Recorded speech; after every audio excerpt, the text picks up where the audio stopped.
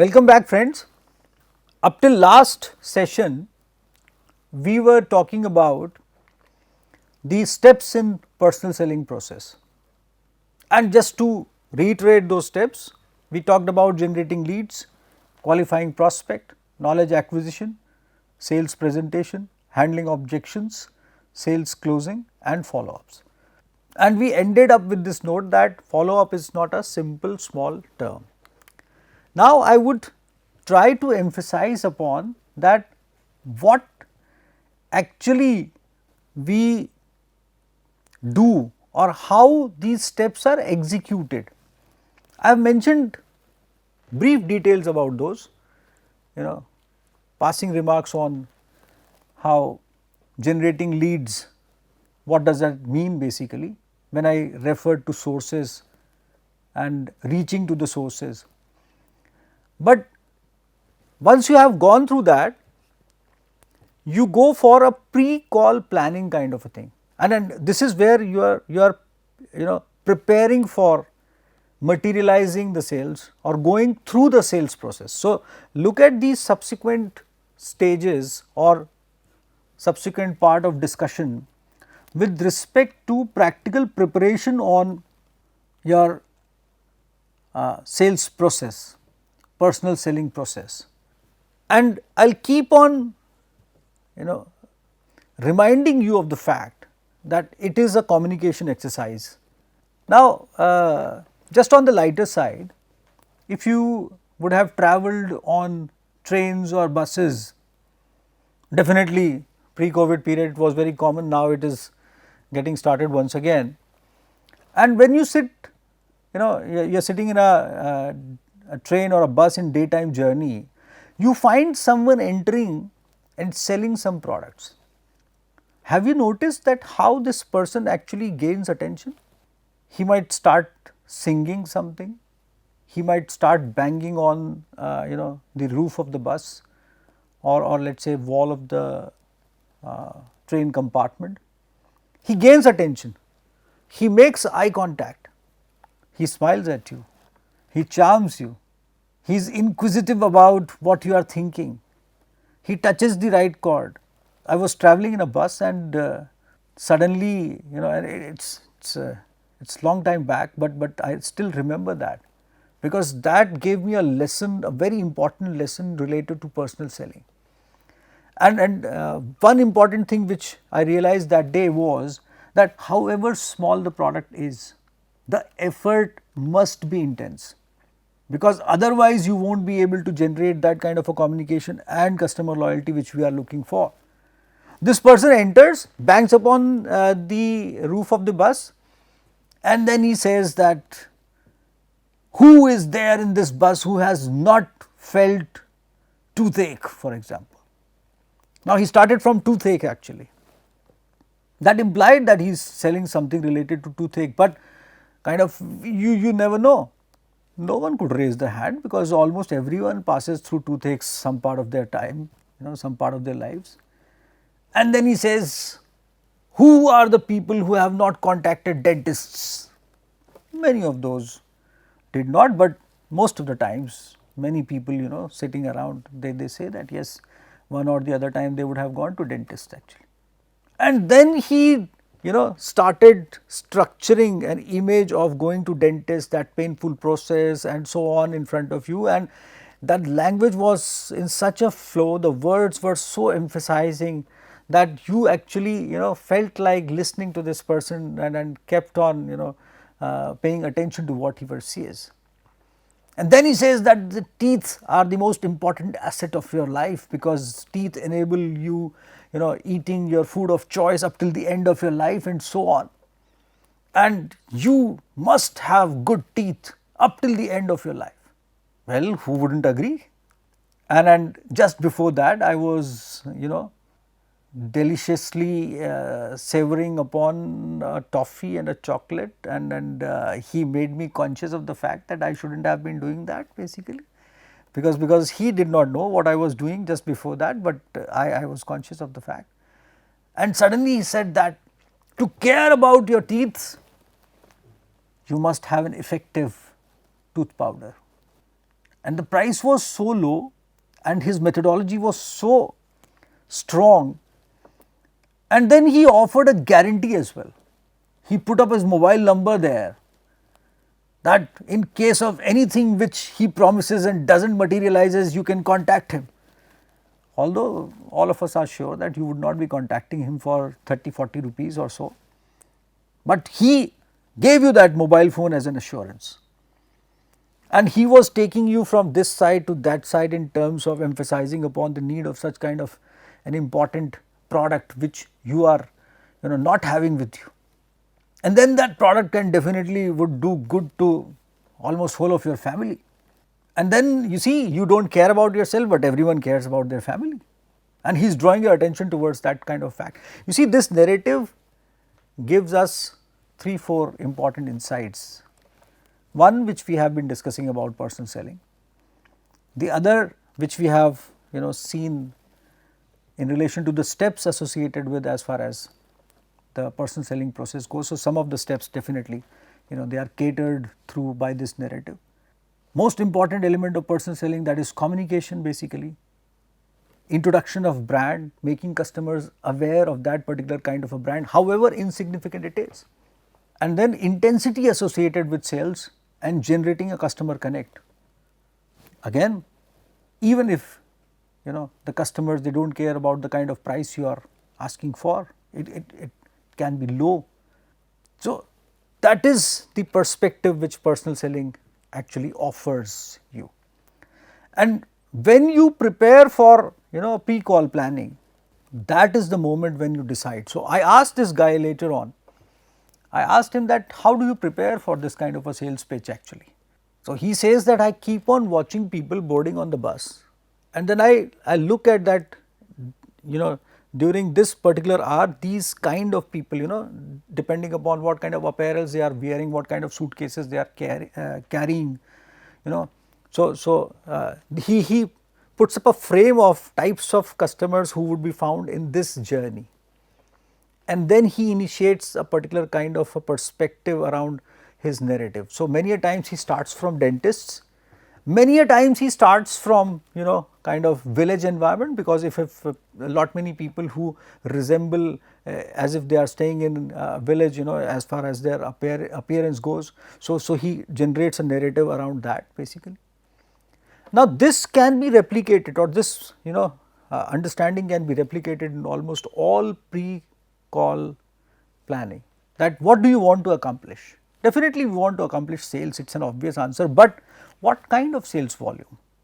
And do we want to accomplish an immediate customer connect with a long term reliability aspect, or just the introduction of the product or the awareness about the product, or do we look forward to some of the customers purchasing larger number of products at that particular moment? And if we are talking one to one, then what do we wish to accomplish? Many a times when sales team of for example, because we have been talking of media, so let us imagine the sales team of a newspaper approaching the clients. Now, what do you want to accomplish? You want to accomplish a particular kind of a space to be sold at that particular moment for let us say 1 or 2 days, or you want a long term client association. If you want a long term client association, then you must have an appointment with the most important decision maker in that organization, and then you must have a perspective of benefit which you would be spreading in front of him, that how he would gain or their organization would gain in due course of time by getting associated with this offer or whatever you are suggesting. So, what do you want to accomplish is an important question. The other element is that what do I know about the prospect, and I mentioned that when I talked about generating information. But again, you see, generating information about individual is easy, but when that example wherein this person boards the bus along with you. So, you see, that is where your imagination, experience, perspective comes to fore. And you definitely, even if you have an individual information or information about an individual, you do not know the behavioral response which you might generate or end up generating at that particular moment. So, you have to analyze that with lots of rehearsal and imagination at that particular time. And then obvious questions are, where can I find that information and what I am going to say. This is the most important part, which I have tried to suggest through these examples basically. Just to add to this, for example, this you are putting up a sales pitch on behalf of an organization in front of your client. You are well rehearsed, you have all the information, you have some behavioral element in your mind as well, but just before you have reached there in time for your appointment, those 10 minutes, just before you would be reaching there. So, those 10 minutes your client would have spent on something which has created a stress in his mind, and you are not aware of that. Here comes the most important insight. When you reach in front of the person or people whom you are going to address, look into their eyes, try and feel that what would charm them. They might be looking forward to the end of time when you push off in from their side actually, but then it is up to you how well you gain their attention. I would not advise that you should learn it from stand-up comedians or people who make humor, develop humor, but they are good learning lessons if you will watch some healthy shows. So, you would try to gain an assessment of how they gain attention of others, especially in family shows wherein they try to gain attention of so many families sitting in front of them. Whichever way you want to learn it, but this is a very important thing. And then definitely you have to reiterate some questions in your mind, and one of the most important question time and again which you have to reiterate is that what business we are into. Because if you look at yourself with the perspective of being the salesperson representing a product, you might not make that kind of an effect. You might not at all generate that kind of a communication which would lead to a loyal customer at the end of the day. You see, for example, a food processor being sold by a salesman, a saleswoman. Now, if they imagine that they are selling food processor, they might not generate that kind of a chord. If they imagine that they are selling something which would ease the life of their customers, and then they emphasize upon how should they be using this, and in the meanwhile when they are demonstrating that or they initiate the demonstration, if they get to learn the immediate or let us say the usual liking of their customers, that means what kind of food they prefer most of the times, and then they generate a connect with the processing of that food more or less, that is where things would be effective. So, one, that they belong to the business of easing the lives of their customers, and then easing the lives with their likability. Now, that is what is an important kind of a thing basically. If a water purifier salesman or saleswoman feels that they are offering water purification system, now that would be too crude. Now, if they feel that they are actually enabling a healthy life for their customers, you see. So, you remember that Pani Ka Doctor, Eureka Forbes campaign. So, that was an effective, and I would be talking about that case study in a short while from now. So, that is where what business we are in, the product and the market related to that kind of a thing basically, or the contemporary products I should say.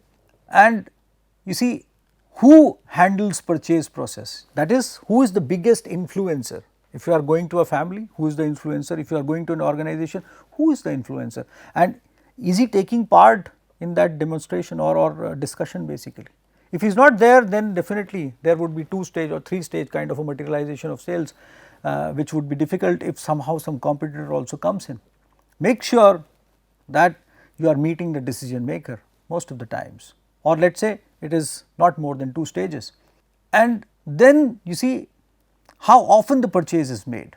How frequently those kind of purchase, it definitely depends upon the product as well, but the point is that what is the frequency of the need of that kind of a product, or when this would worn out in terms of the usage of that particular kind of a customer. Assessment of the usage based life cycle of one particular kind of a product is the job of the selling team or selling person, and that is where comes the most important, one of the most important roles of, and I would be talking about upcoming roles of personal sellers or selling team or sales force by in different kinds of organizations, but that is where comes one of the most important roles of a seller, that is related to imagining the life cycle of a particular product with a customer. So, assessing that how far this product would go, and you see you watch a car salesman talking to a particular kind of a customer during a test drive. That car salesman usually focuses upon emphasizing upon the beauty and the wonder of that car, but many experienced salesmen, they think in terms of, while watching the prospective customer drive, they think in terms of that what would be the usage level of this customer, and they keep on asking questions related to his early cars or his early driving habits, or if he is a first time buyer, then how he manages other products, what is the maintenance routine he follows, and you see collating the driving habit and the routine and his demographic profile, this person can imagine that what would be the problems he would be facing in terms of this particular product, and what would be the age of this car with this customer, or let us say the kind of initial most parts which he would require in due course of time. And that is the time when he can advise him well, because an honest advice at that particular moment would gain loyalty of that customer, would not only actually materialize the sales, but definitely would gain the loyalty of the customer at the end of the day. And then while thinking about this, while imagining the information, definitely this magician, the seller, the member of the sales force is imagining the competition as such. So, he knows the direct competition, but this person is intelligent enough to understand that if somehow the customer would not be purchasing my product and even the product of the direct competitor, then he might spend that kind of a money on something else. Because many a times, and I would carry forward the same example of automotive. For example, you are approaching a customer who is about to purchase his second or third car. So, he is looking forward to purchasing a good car if it comes his way, but then if he holds the decision, then he would not switch over to some competitor, but he might end up purchasing a tourist package for his family, for example, and that might be his 10 years or 20 years of his marriage or so on, and he wants to gift his family something. So, that comes from the information as well as analyzing that if I lose, then what is the competition ahead of me. And if you have this information that it is something related to their family and their family life, so you can always introduce that product as the prospective part of that event in their lives. You may well in advance tell them, you see, that this product is going to be a mark in relation to the event or the year which is coming their way, and tourism package might be it generate good memories, but there would nothing there to possess and so on. So, there can be lots of comparison, and that is how jewelry businesses and these businesses they attract customers in terms of, but although personal selling is done less in those kind of businesses. So, you see, and there are several other such related questions wherein we can go on and on with pre-approach, information need and so on. The next element definitely is reducing the anxiety of the customer and enhancing the relationship. I have talked about customer relationship management associated with personal selling, and so this subsequent slides or information, one of these slides are related to the same thing.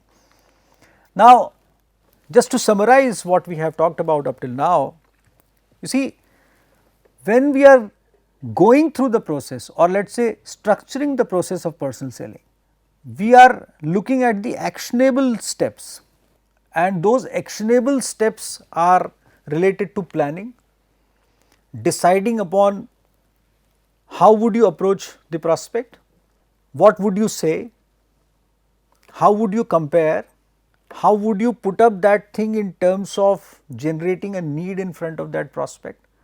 If that prospect would be difficult, then what would be your way out? How would you smoothen the day of that prospect? And if the sales doesn't materializes at that particular time, so how would you generate a cord for that prospect to be contacted once again? And that I have learned, most of the times from these wonderful people from insurance companies. They very well understand that that particular moment their sales might not get materialized. So, they immediately, as soon as they realize this, that this would not close the sales, this interaction. So, they generate a cord for, when are you free next time, because there is something which I have to offer you more in terms of another kind of an option which our company is having, but that policy has yet to come up and has to be announced. So, let me bring it back to you, and so on. You see, they keep on actually generating a particular cord for the future kind of thing basically, and that is how an assessment, a perspective comes in. And if the sales materializes, then the biggest responsibility on the personal selling team is to bring, as I said, bring the profile of the customer back to the company, but to generate future references and to create a satisfaction level of this customer, taking him towards loyalty. Remember, we talked about brand preferring customers and brand loyal customers. So, it is the job of the selling team to generate brand preference as well as brand loyalty if we are talking of personal selling as such. There are some new roles of salespeople, or I should say that these are not so new, they have always been there, but now you find these roles getting prominent in due course of time. So, one is research. Earlier it was a complementary kind of a function, wherein the sales team comfortably brings back the insight and share that insight with the research team, and the research team structurally goes with objective researches or let us say reflexive researches. But nowadays many intelligent marketing organizations or organizations at large, they prepare their sales team as their researchers as well. They teach them how to pursue a methodological framework to understand what the customers would be needing and how their needs and preferences would change in due course of time, and then who are their main influencers and so on. And so, you see, they even go for problem identification researches in due course of time, because for example, a salesperson is pursuing a sales for particular product, and in the meanwhile the company is looking for a new product line, leave aside this present line. So, if a company is actually looking for a new product line, who is going to become the reason for bringing in insights upon what that line should be, the kind of line that should be. So, that is where research becomes an important part of as far as the whole scenario goes. Then map making. So, it is largely structuring the whole thing basically.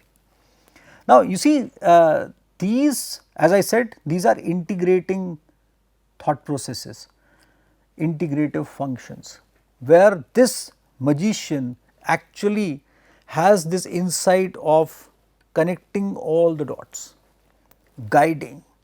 It is required the most by the customer, and fire starting, instigating the process kind of. So, that has always been there, but then it has become a prominent kind of a thing basically. And guiding is actually, which is becoming one of the most important reasons for customers to enhance or to gain trust for the organization, or organization becomes trustworthy in front of the customer because they have been guided well, because that justifies that organization is honest to them, and that is a very important thing which is becoming the reason for organizations to hold their customers for a longer time. There are several kinds of sales jobs: creative selling, order taking, missionary sales. And creative selling is encompassing roles wherein assessing a situation and determining the needs, and it requires lots of skills and preparation. And you see, others definitely are precisely associated with the larger marketing function wherein everything is done and you are pursuing that thing in terms of becoming a connection between the customer and the organization. And at last, as I said, I would be taking you towards the example which holds a very big prominence in terms of personal selling, Eureka Forbes. And you see, we all know that it started in 1982 as a joint venture between Forbes India Group and Electrolux of Sweden. And how do we know Eureka Forbes? Aquaguard, Pani ka doctor. So, but they interestingly started with I think vacuum cleaners more prominently as compared to water purifiers. Those were the days in 1980s wherein vacuum cleaners in middle income group segment, if we look at with demographic perspective or income perspective. So, those days homemakers or let us say working women, they were looking for such kind of options to make their homes dust free. Indians were becoming aggressively aware about their surroundings and how health is associated with hidden dust and those kind of things, and this organization entered with this product at the right time, and rest is history. They reached to almost I should not say every home, but a large number of homes in due course of time. So, you see, they established the concept of vacuum cleaners, and it actually generated a brand strength for this company wherein they are selling several other products, but largely categorized into 2-3 parts, and vacuum cleaners and water purifiers are one of the most important parts of their product range. And how did they do that? They created Euro champs, that is the members of their sales organization or their sales team, and this well trained person has been having a very specific wonderful methodology of approaching their customers, becoming friendly with them, and then entering into their minds and hearts with the relevance of the product and making that product as the part of the lives of the customers basically. So much so that now Eureka Forbes, they have their call center or their call people, they call you and they ask you that which of the Eureka Forbes products you are not using, meaning thereby that their question justifies that some of the products definitely you would be using actually, or they politely ask many a times, are you using any product which is not related to Eureka Forbes in vacuum cleaners or water purifiers, emphasizing the fact that Eureka Forbes is already your part of life. So, we want to get closer to you. Now, you see, that is the confidence of the organization which understands, which has made lots of difference on the ground with the help of their team called Euro champs. And rest is history, wherein you see the company began advertising across various medias primarily to familiarize its target segment, homemakers, with its produce and introduce it to sales force as well. So, there were advertisements also, as I said, it is a complementary kind of an exercise, and as I said, Pani Ka Doctor is a very successful campaign which they came up with. And then television commercials, they featured models who appeared friendly and trustworthy and so on. So, you see, and they brought in people who were very famous during those days. For example, Mr. Nitish Bhardwaj, He appeared in a tele-serial which was famous about Lord Krishna, and he became a household name. So Eureka Forbes actually introduced him for their campaign as well. So you see, there, to cut the long story short, and this can be fetched through different sources as well, and you would have lots of slides with you to read. Eureka Forbes, through their door to door approach and through a very wonderful methodology, well trained team which was trained with the complete process which we have discussed, became a very successful name in this country. As I said, so much so that today they are part of the lives of almost a very large number of households in this country. Or I am time and again trying to refrain myself, almost every household, which is not true, but again very large number of households. So you see, and they have been complementing that with toll-free numbers, or let us say other efforts also, and this complete structure which they have been following, larger role of personal selling, complementary role of promotions many a times, and complementary role of advertising, has made them the leaders of their segment. It is a very successful story. Go through that and try and understand how the last segment wherein we discussed personal selling becomes one of the most important modes of communication and the complete marketing process as such. Do you feel that personal selling is at the center of communication and communication is at the center of marketing? If you feel so, the session is complete. I feel happy about it. Thank you. Goodbye for now.